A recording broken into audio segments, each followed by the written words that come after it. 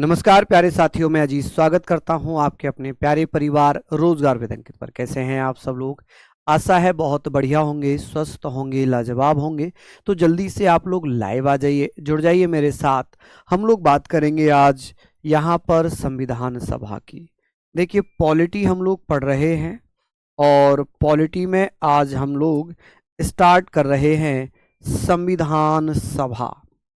संविधान सभा जब हम पढ़ेंगे तो यहाँ पर हम बेहतरीन तरीके से सारी चीज़ों को कवर करते हुए चलेंगे। संविधान सभा, कॉन्स्टिट्यूएंट असेंबली। देखिए, कॉन्स्टिट्यूएंट असेंबली की हम बात करते हैं। कॉन्स्टिट्यूएंट, आप मुझे बताएंगे सर यहाँ पर कॉन्स्टिट्यूएंट असेंबली, ठीक है, कॉन्स्टिट्यूएंट असेंबली, कॉन्स्टिट्यूएंट असेंबली।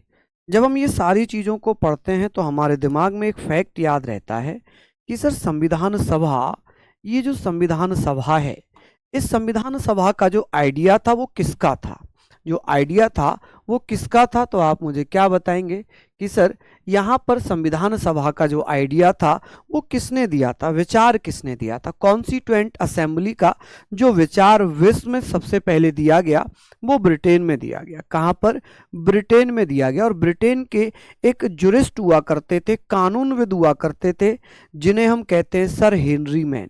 ठीक है, सर हेनरी मैन के द्वारा एक आइडिया दिया गया कि भाई संविधान का निर्माण करने के लिए एक ऐसी संस्था होनी चाहिए, एक ऐसी बॉडी होनी चाहिए जो संविधान का निर्माण करे। तो इन्होंने कहा था कि भैया यहाँ पर हम बात करेंगे कि सर संविधान सभा का विचार सर्वप्रथम किसने दिया? विचार की बात होगी, आइडिया की बात होगी। आप कहेंगे सर ये जो आइडिया है, ये आइडिया सबसे पहले किसने दिया था? आप कहेंगे भैया हेनरी मैन ने। किसने दिया था? Henry man. आप कहेंगे सर हेनरी मैन कौन थे? हेनरी मैन द्वारा दिया गया। ठीक है जी, दिया गया। अब जो ये हेनरी मैन है, ये हेनरी मैन कौन थे? आप कहेंगे सर ये ब्रिटेन के कानूनविद थे। ब्रिटेन कह लें, लंदन कह लें, आप कहेंगे ब्रिटेन के कानूनविद। कौन थे भैया? कानूनविद थे। कानूनविद का मतलब आप समझ जाइएगा कि सर जुरिस्ट थे, कानून के ज्ञाता, ब्रिटेन के कानून ज्ञाता, या ब्रिटेन के या ब्रिटिश कानून ज्ञाता। आप इनको ऐसे लिखना कि भैया थोड़ा लिखने में, चलिए कानूनविद ही लिख लीजिए, इंग्लिश में तो मैं लिख ही रहा हूं यहां पर, jurist of Britain, jurist of Britain. कौन थे ये? तो आप कहेंगे सर ये कानून के ज्ञाता थे। बहुत धीरे से पढ़ाऊंगा, बहुत आराम से, ठीक है। अब बात आती है कि सर सबसे पहले संविधान सभा का विचार किसने दिया था? आप कहेंगे सर हेनरी मैन। ये कौन थे? कानूनविद। और ये कहाँ के कानूनविद थे? आप कहेंगे सर ये कहाँ के कानूनविद थे? विद, कानूनविद। आप कहेंगे सर ये कानूनविद, जुरिस्ट थे। कौन थे जी ये? आप बता सकते हैं कानूनविद, यानी कि जुरिस्ट थे। विद, कानूनविद धाई होगा, ठीक है। हालांकि मैंने यहां पर लिख भी दिया है जुरिस्ट ऑफ ब्रिटेन। अब बात आती है कि सर संविधान सभा का जो व्यवहारिक रूप है, जो प्रैक्टिकल फॉर्म है, वो किसने अपनाया था? कि सर इन्होंने तो केवल विचार दिया था और इसका व्यवहारिक रूप किसने अपनाया था? व्यवहारिक रूप, आप कहेंगे सर व्यवहारिक रूप, जिसे हम क्या कह सकते हैं? जिसे हम प्रैक्टिकल फॉर्म कह सकते हैं। क्या कह सकते हैं? Practical form. कि सर इसका जो प्रैक्टिकल फॉर्म है, कि इसका प्रैक्टिकल किसने किया, यानी कि इसको केवल और केवल यहां पर कागजों तक सीमित रखा गया या विचारों तक सीमित रखा गया। प्रैक्टिकल फॉर्म जो है ये अमेरिका और फ्रांस ने अपनाया। किसने? आप कहेंगे सर अमेरिका एवं फ्रांस। ये कुछ फैक्ट हैं, इनको याद ही करना पड़ेगा। अमेरिका एवं फ्रांस, ठीक है, अमेरिका एवं फ्रांस के द्वारा इसको प्रैक्टिकल रूप दिया गया, व्यवहारिक रूप दिया गया, या ऐसे कह सकते हैं संविधान सभा सर्वप्रथम किसके द्वारा बनाई गई थी? तो आप कहेंगे अमेरिका और फ्रांस के द्वारा। हालांकि इसका विश्व में विचार किसने दिया था, आइडिया किसने दिया था? ब्रिटेन ने। और ब्रिटेन में किसने? आप कह सकते हैं सर हेनरी मैन ने। चलिए भारत की बात करते हैं। यहां पर हम बात करते हैं भारत में, ठीक है। हम भारत में बात कर लेते हैं कि सर भारत में इन इंडिया की अगर मैं बात करता हूं तो आप कहेंगे सर इन इंडिया, भारत में, इन इंडिया। यहां हम लोग बात कर रहे हैं सर इन इंडिया के बारे में। आप लोग मुझे बताएं कि सर ये बताइए भारत में जो मांग थी, संविधान सभा की मांग किसने की थी? आप बताएंगे कि संविधान सभा की प्रथम मांग किसने की थी? संविधान सभा की प्रथम मांग। आज बहुत स्लो पढ़ा रहा हूं क्योंकि आप लोगों को ये शिकायत है कि मैं बहुत तेज चल रहा हूं। भैया तेज चलना तो पड़ेगा, भैया तेज तो चलना पड़ेगा। प्रथम मांग कि सर प्रथम मांग किसने की थी? और राइटिंग भी साफ साफ लिख रहा हूं और डिटेल में, ठीक है, जैसे आप चाहते थे सेम वैसे ही। आप कह सकते हैं सर पहली मांग किसकी थी? तो यहां पर आप कहेंगे सर फर्स्ट डिमांड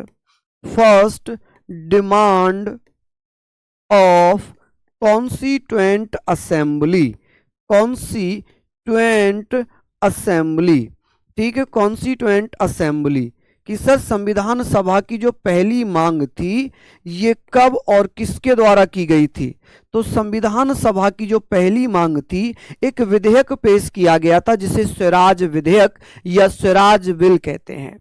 हुआ क्या, या ऐसे कह सकते हैं कि सर जो संविधान सभा की मांग की सर्वप्रथम झलक दिखाई देती है वो कहां पर? वो बाल गंगाधर तिलक के 1895 के स्वराज विधेयक में दिखाई देती है।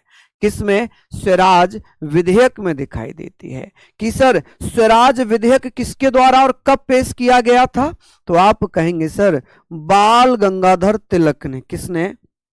बाल गंगाधर तिलक। बाल गंगाधर तिलक, बाल गंगाधर तिलक द्वारा क्या किया गया? बाल गंगाधर तिलक द्वारा 1895 के स्वराज विधेयक के माध्यम से, ठीक है, 1895 के स्वराज विधेयक। आप कहेंगे सर स्वराज विधेयक, स्वराज विधेयक जिसे हम क्या लिख सकते हैं जी? आप कहेंगे सर स्वराज बिल। आप कहेंगे सर स्वराज बिल के माध्यम से, ठीक है, फ्रॉम दी स्वराज बिल। और ये कब पेश किया गया था? 1895 में। ऐसे कहेंगे सर पहली अनौपचारिक मांग, पहली अनौपचारिक इनफॉर्मल डिमांड किसके द्वारा की गई थी? तो आप कहेंगे सर बाल गंगाधर तिलक के द्वारा। कब? 1895 में। कब? 1895 में मांग हो जाती है। अच्छा, स्वराज शब्द की बात आती है कि सर ये स्वराज जो है, ये स्वराज जो शब्द है ना, ये इसका मतलब क्या है? स्वराज, देखिए स्वराज की अगर मैं बात करता हूं, आप कहेंगे सर स्वराज कि सर ये जो स्वराज शब्द है, स्वराज, इसका अर्थ क्या है? इसका अर्थ क्या है? स्वराज का मतलब है स्वतंत्रता। इसका मतलब क्या होगा? आप कहेंगे सर इसका मतलब होगा स्वतंत्रता, स्वतंत्रता, फ्रीडम। आप कह सकते हैं सर फ्रीडम, ठीक है, फ्रीडम। अब ये जो शब्द है, सर्वप्रथम इस शब्द का यूज किसने किया था? ये शब्द प्रयोग किसने किया था? तो स्वराज शब्द का सर्वप्रथम प्रयोग किया था किसने? तो आप कहेंगे सर किसने? दयानंद सरस्वती ने। किसने? दयानंद सरस्वती ने। आप कह सकते हैं सर इसका प्रयोग सर्वप्रथम दयानंद सरस्वती के द्वारा किया गया था, सरस्वती द्वारा। और भैया कांग्रेस के किस अधिवेशन में स्वराज की मांग हुई थी? हालांकि हम यहां पर एक फैक्ट और बताएंगे कि सर पूर्ण स्वराज की मांग किसने की थी? पूर्ण स्वराज। आप कहेंगे सर पूर्ण स्वराज की मांग किसने की थी? अच्छा क्वेश्चन आता है कि सर पूर्ण स्वराज की मांग किसने की थी? Demand for complete Swaraj. आप कहेंगे सर इसे कह सकते हैं demand for complete Swaraj, complete Swaraj. आप कहेंगे सर कंप्लीट स्वराज। ये जो डिमांड है ये किसके द्वारा की गई थी? आप कहेंगे सर ये डिमांड होती है जी 1921 में, 1921 में। और किसके द्वारा आप बताइएगा? हसरत मोहानी के द्वारा। किसके द्वारा? हसरत मोहानी, हसरत मोहानी के द्वारा भैया डिमांड होती है, हसरत मोहानी द्वारा। ठीक है, किसके द्वारा? हसरत मोहानी के द्वारा क्या हो जाती है? आप कहेंगे सर डिमांड हो जाती है। ठीक है जी, क्या हो जाती है? हसरत मोहानी के द्वारा पहले पूर्ण स्वराज की मांग की गई थी। ठीक है, स्वराज शब्द का प्रयोग सर्वप्रथम किसने किया था? दयानंद सरस्वती ने। अब यहां पर हमने ये चीजें पढ़ ली, यहां पर हमने बात कर ली कि भैया ये हमने पढ़ लिया। अब ये और बताइए कि स्वराज, स्वराज विधेयक कब पेश हुआ था? 1895 में। पूर्ण स्वराज कब मनाया गया? यह स्वराज का प्रस्ताव कब पेश किया गया? आप कहेंगे सर कांग्रेस के लाहौर अधिवेशन में, कांग्रेस के लाहौर अधिवेशन में। कहां पर? कांग्रेस के लाहौर अधिवेशन में। सेशन ऑफ कांग्रेस, इंग्लिश वाले बच्चे लिख लेंगे, यहां पर जगह कम है मैं बोल देता हूं। Session of Congress, session of Lahore कि भैया ये 1929 में हुआ था। और इसके अध्यक्ष कौन थे? अध्यक्ष थे पंडित जवाहरलाल नेहरू। कौन थे अध्यक्ष? पंडित जवाहरलाल नेहरू। आप कहेंगे जवाहरलाल नेहरू। ठीक है, पंडित जवाहरलाल नेहरू अध्यक्ष थे। इन्होंने क्या किया? इन्होंने भैया यहां पर क्या किया गया? पूर्ण प्रस्ताव, या ऐसे कह सकते हैं स्वराज, स्वराज प्रस्ताव पास किया गया। क्या किया गया जी? स्वराज प्रस्ताव पास किया, स्वराज प्रस्ताव पास कर दिया। कि कांग्रेस के किस अधिवेशन में ये अधिनियम पास हुआ? तो आप कहेंगे सर ये कहां पर? तो आप लोगों ने बता दिया, आप लोगों ने बता दिया कि सर ये कहां पर। तो ये आप लोग लिख सकते हैं कि सर पंडित जवाहरलाल नेहरू ने पूर्ण स्वराज की मांग कर दी थी। किसकी? पूर्ण स्वराज की मांग करती थी। ठीक है, यह प्रस्ताव पास कर दिया था। तो यह प्रस्ताव पास हुआ था कांग्रेस के लाहौर अधिवेशन 1929 में, जिसके अध्यक्ष पंडित जवाहरलाल नेहरू थे। और इसमें स्वराज प्रस्ताव पास हुआ था। क्या पास हुआ जी? आप कहेंगे सर इसमें स्वराज प्रस्ताव पास हुआ। लिख लिया।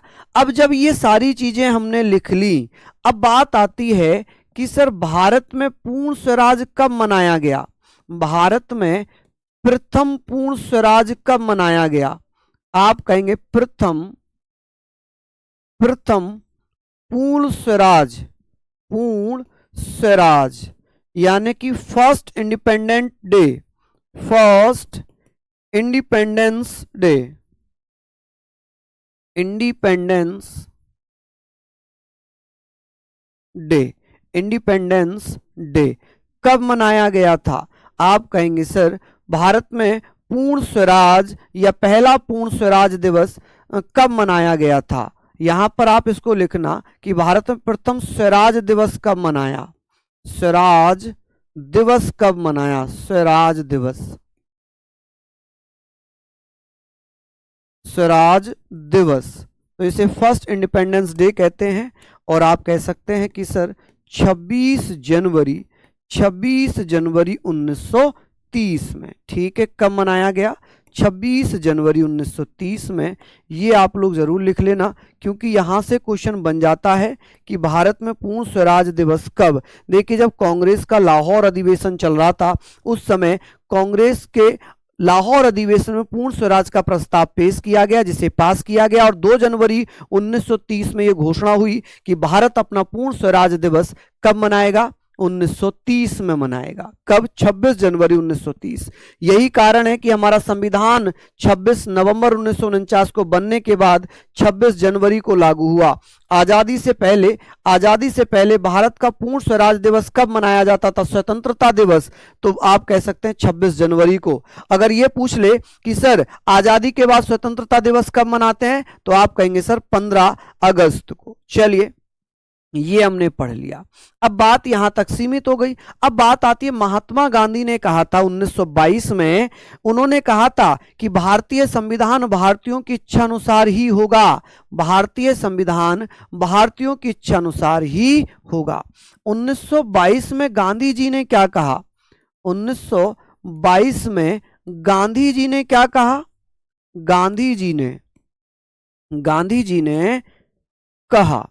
गांधी जी ने कहा भारतीय संविधान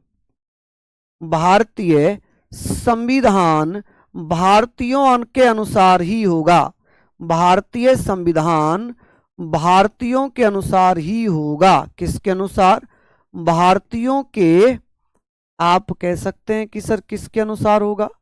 कि सर भारतीय संविधान भारतीयों के अनुसार ही होगा, के अनुसार ही होगा,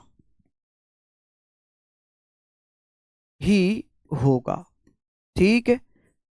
इंडियन कॉन्स्टिट्यूशन, आप कहेंगे sir Indian constitution will be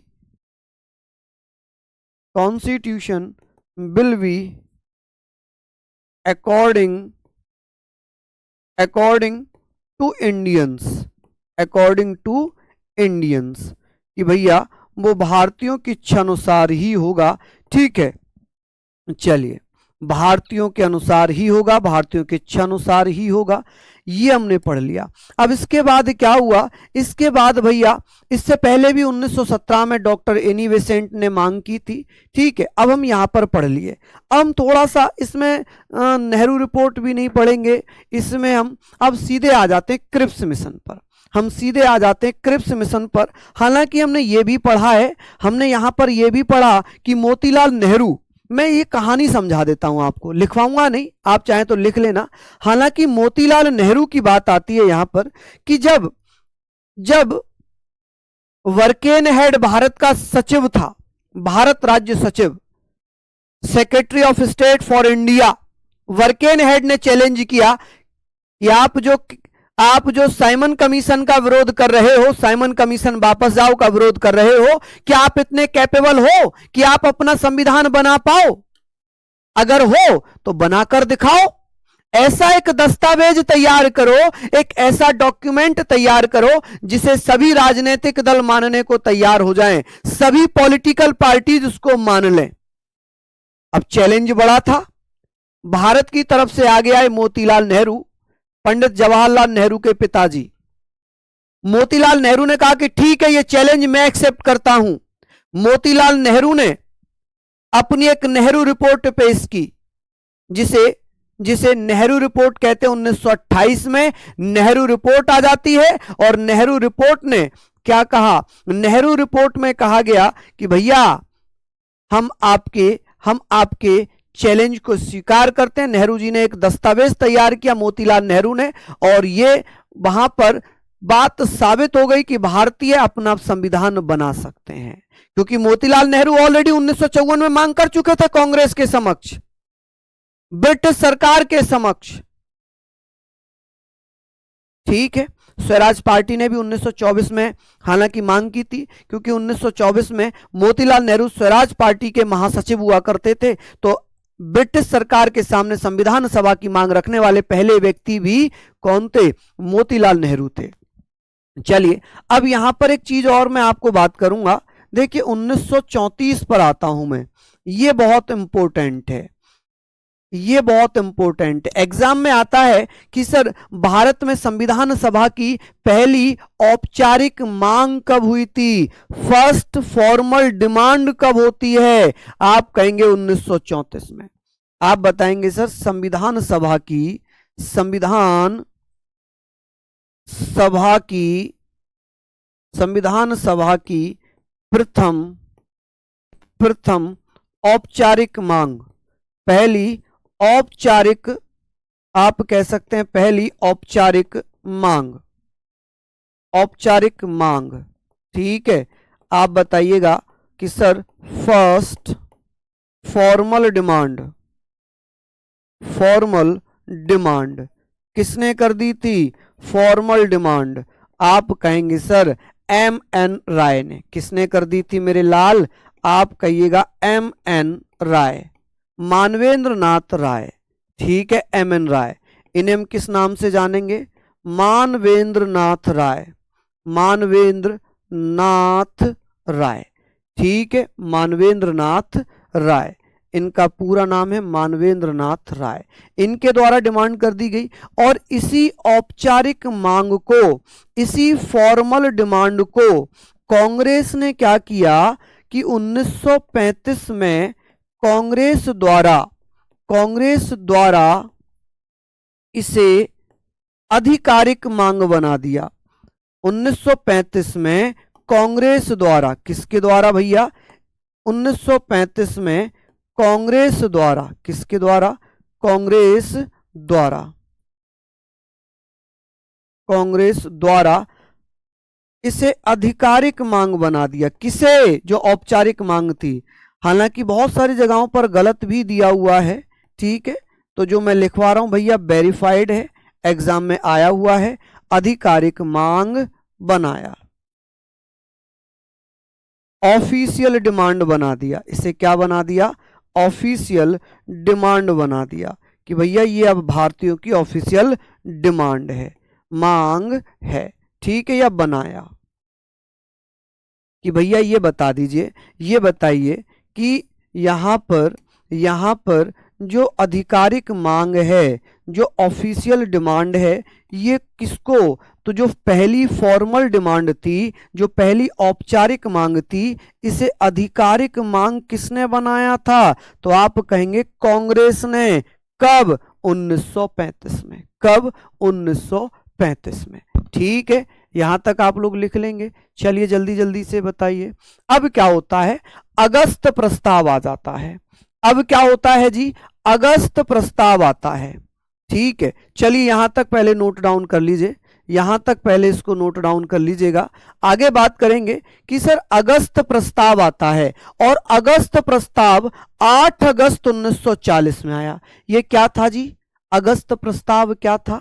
आप बताइएगा, अगस्त प्रस्ताव क्या था? अगस्त प्रस्ताव जो वायसराय थे, गवर्नर जनरल थे, वायसराय नहीं गवर्नर जनरल थे। क्या नाम था जी?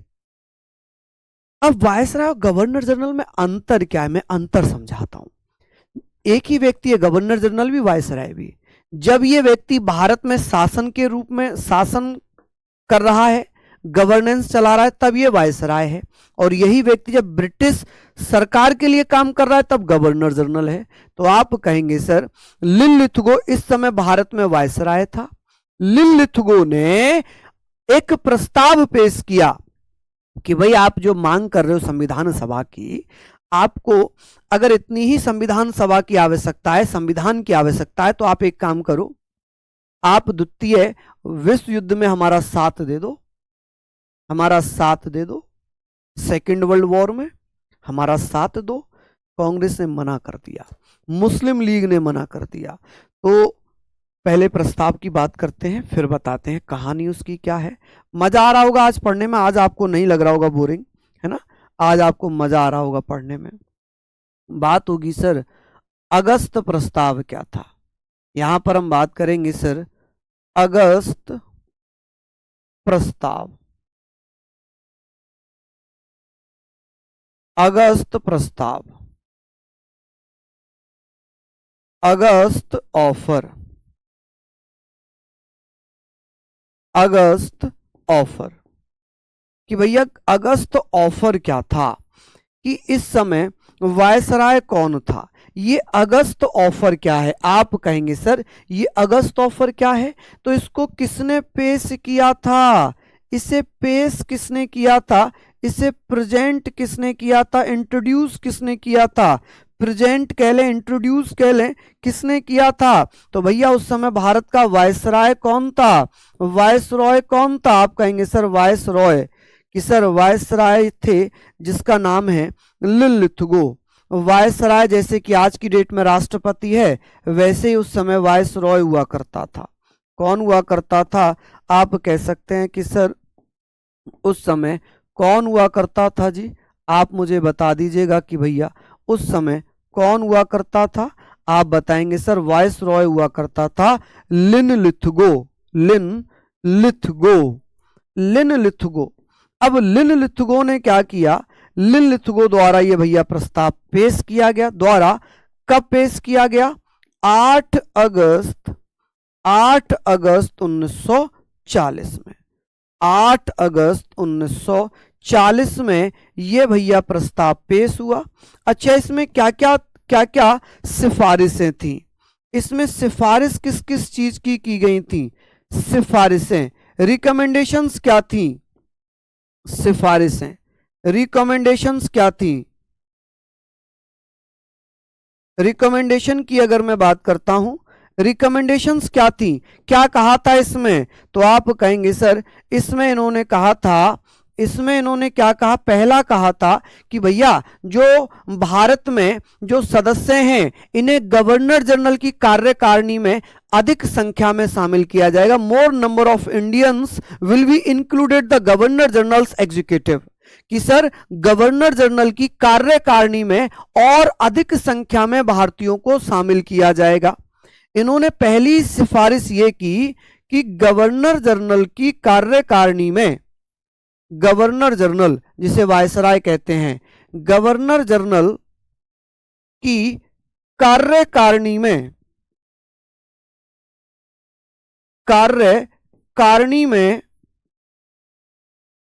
में और अधिक संख्या में, और अधिक संख्या में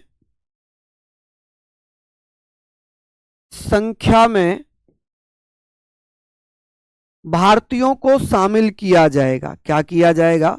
भारतीयों को शामिल किया जाएगा।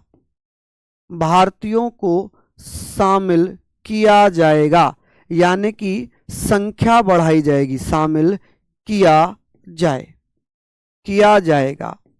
ठीक है, किया जाएगा।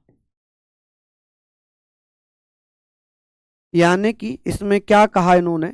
इन्होंने कहा कि भैया मोर, आप कहेंगे sir more number of Indians, English में भी लिख रहा हूं मोर numbers of Indians, numbers of Indian. आप कहेंगे sir more number of Indians लिखना, नंबर्स ना लिखकर नंबर ऑफ इंडियंस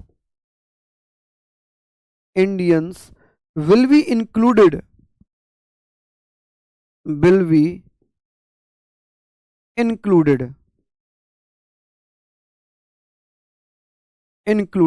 कि भैया किस में इंक्लूड कर लिया इन्हें? Included in the governor general, आप कहेंगे सर गवर्नर जनरल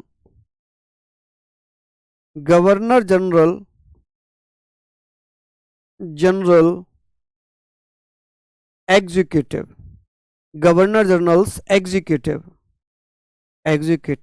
कि भैया और अधिक संख्या में भारतीयों को शामिल किया जाएगा, जिससे भारतीय जो हैं शासन में अच्छी भागीदारी निभा सकते हैं। दूसरा इन्होंने कहा कि एक युद्ध सलाहकार समिति का गठन होगा। एक युद्ध सलाहकार समिति का गठन होगा। किसका? युद्ध सलाहकार समिति का गठन होगा।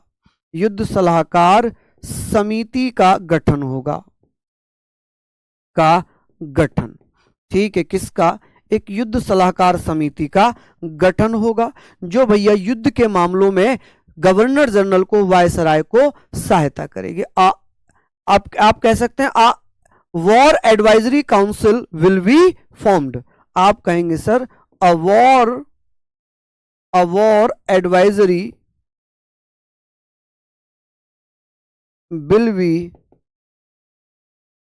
will be formed। आप कहेंगे सर एडवाइजरी काउंसिल, सलाहकार समिति है ना, तो इसको काउंसिल कह लें या वॉर युद्ध सलाहकार समिति कह लें, परिषद कह लें, एक ही बात है। तो आप कहेंगे सर एडवाइजरी कमेटी बनाई जाएगी या काउंसिल बनाई जाएगी। इसको यहाँ पर समिति भी कहते हैं और परिषद भी कहते हैं, कभी आप कंफ्यूज हो जाओ। ठीक है, युद्ध सलाहकार परिषद या समिति का गठन, a war advisory council will be formed, will be formed. ठीक है, चलिए लिख लिया यहां पर।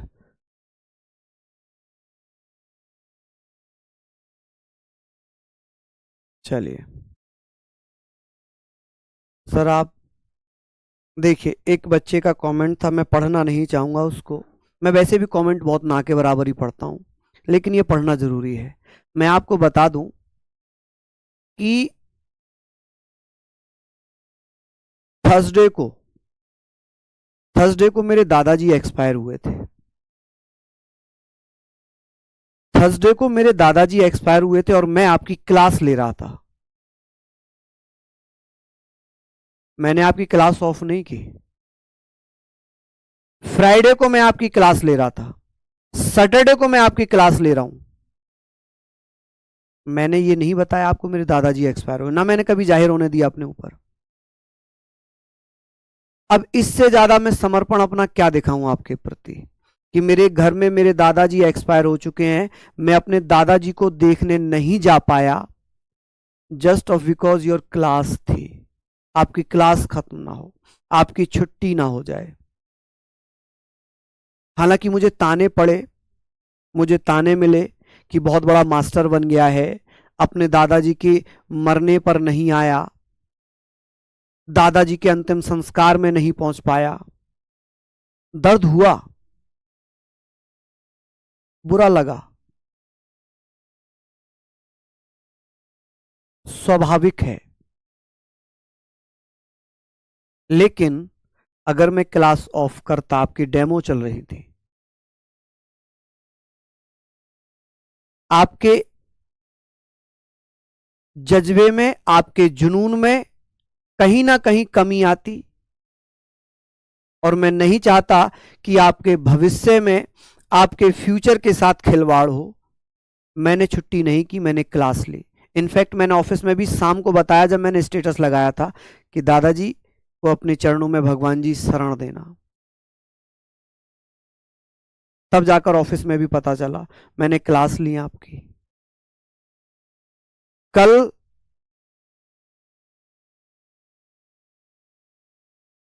हम लोगों में, हम सनातनी हैं, हिंदू धर्म से संबंधित रखते हैं, हम लोगों में क्या होता है कि जब घर में कोई मृत्यु होती है बुजुर्ग की, तो उनके सम्मान में बाल वगैरह उतारे जाते हैं।